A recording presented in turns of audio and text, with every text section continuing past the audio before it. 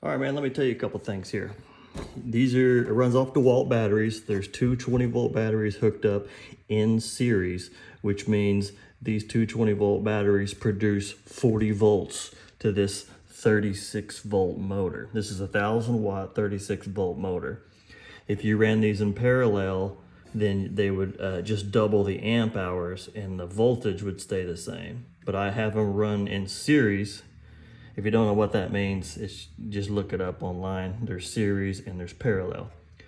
Since they're ran in series, it doubles the voltage, so it's 40 volts to a 36-volt motor. If you wanted to upgrade the motor to a 48-volt, this would work even better. It'd give you more power to cut the grass. It did pretty good for me, but don't take off very much grass at one time. Make sure that these are turned on. And then here is your forward and reverse and your stop button. Okay, so you have multiple ways to turn this thing off. You have this switch, you have these two switches, and you're also going to have this control knob up front. All right, so how you're gonna run it is you're gonna turn that on, turn this on, and then when you come back here, all you gotta do is turn this.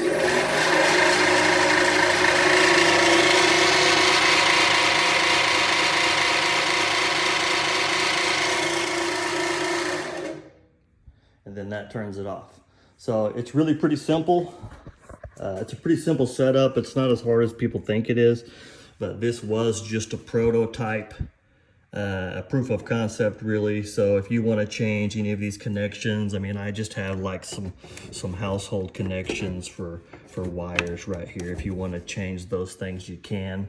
It does have the old rear wheels on the front that adjust. And it has the real CNC on the back with all the goodies to go up and down.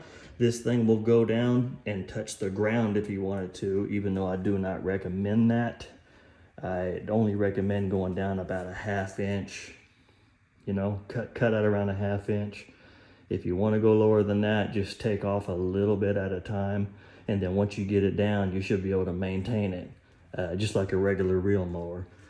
Like any other reel mower, it's going to require maintenance. You know, every time you mow, check your screws and check all of your bolts and stuff to make sure everything's nice and tight. You don't want those things falling off and getting in your yard while you mow.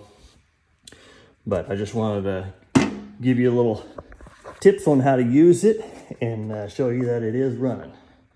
Thanks.